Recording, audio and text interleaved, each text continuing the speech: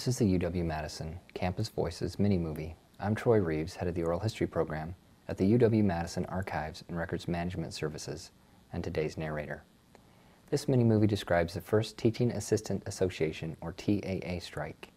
It's not only the classic struggle of labor versus management, but also a generational battle between the baby boomers and the group Tom Brokaw has coined the greatest generation.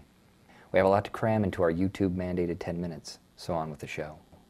For academics at UW-Madison, the title of TA offered a mark of honor, a training opportunity, and a means of financial support during their tenure at the university. This is C. William Loomer, former professor of agricultural economics.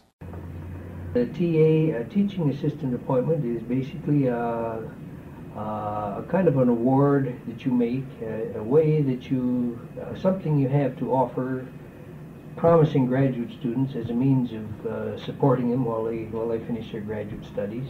It's not quite like a scholarship. They have to work in a different sort of way. In May 1966, graduate students rebelled against one of their new responsibilities. Henry Haslack, a mathematics TA, explained.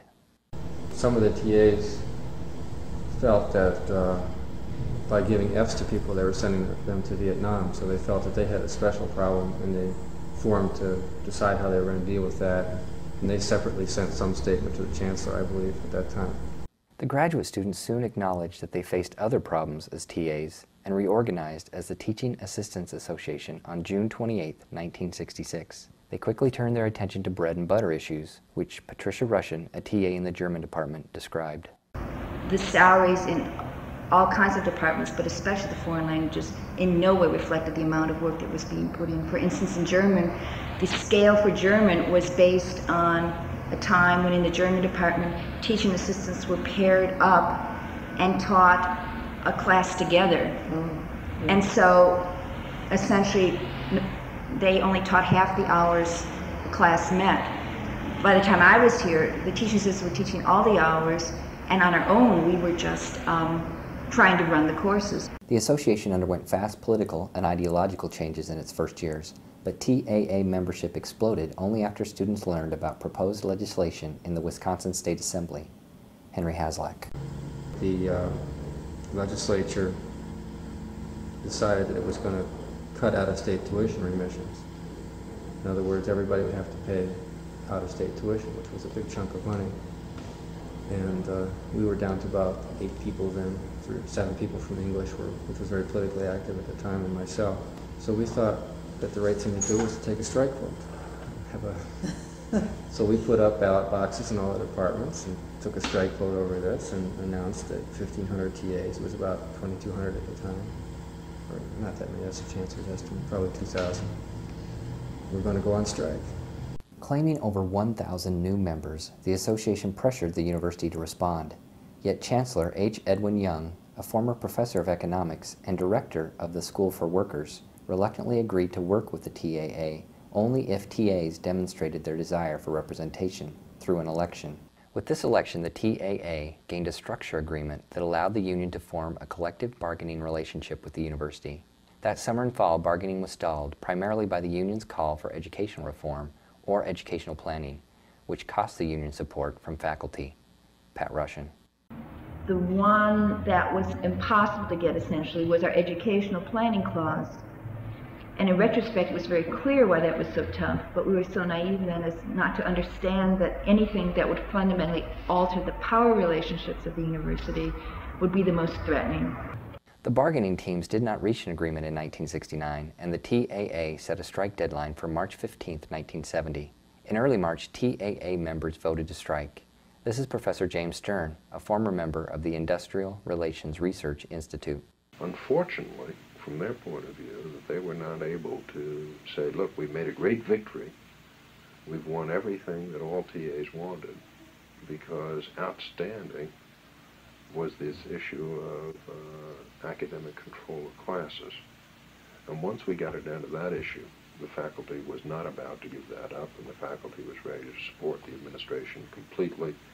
And the strike ensued, and there was nothing to do but to wait it out until the students were ready to come back to work. Yet former physics TA David Burris believed that educational reform encompassed job security as well as academic control. The real bad issue was control of the jobs in the departments without enough money. A TA was patronage. It's something that increases the professor's power at the expense of the teaching assistant. TAA members picketed campus during the weeks of the strike. Not all graduate students went on strike, and many other members of the university continued with their work during these weeks. Some who crossed picket lines complained that the TAs were abusive. TAA members also reported negative experiences on the picket lines. This is Pat Russian. I would say generally our attacks were very strongly stated attacks on the people and on going through a picket line. This is a labor action. I mean, toward the end we started getting a little bit inventive, and when people would go through the picket line in Van Nuys, we would open the doors and people would stand there with shovels like they're shoveling shit. Despite the arrests of 2 TAs on March 24th, the strike continued throughout spring break. Before the strike began, the TAA had requested mediation, which allowed the union and university to meet informally during the strike.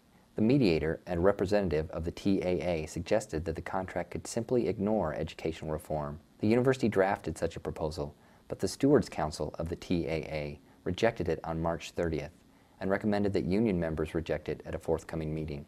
The TAA faced greatly increased pressure following the Stewards Council's rejection, but members met on April 5th, voting to reject the drafted contract already reviewed by the Stewards Council and to continue the strike. Faculty from throughout the university met to discuss educational planning. Their meeting extended into 2 days from April 6th to 7th, resulting in a drafted statement. The university had no centralized method for determining whether TAs were still on strike.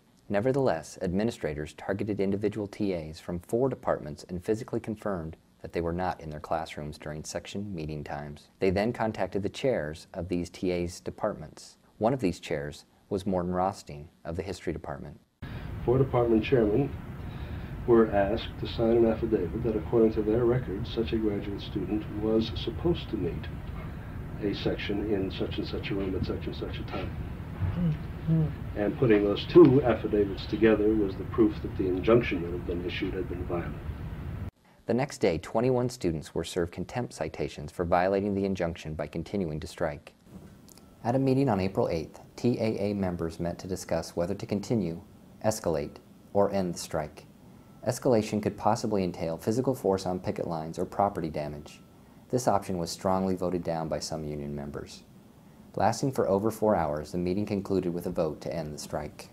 In the days that followed, some faculty and administrators reported isolated instances of vandalism to their homes. Individual actions notwithstanding, the strike reached its end. Many throughout the university and state were uncertain as to whether the university or the TAA had won this conflict. Both sides seemed battle-weary and compromised. This is David Burris. Everybody felt the same, sort of let down. Everybody really felt kind of defeated, which was wrong. I mean, we sold it to ourselves as a loss. It turned what was actually a victory into a loss. Professor Rothstein, in contrast, held a more positive view of the strike. They had already been given or had received recognition from the chancellor as a legitimate bargaining group. They could, and their election had been held. The organizational effort had borne that fruit. And looking back, it was an extraordinary organizational feat. The strike ended with the first contract between a graduate student union and a university.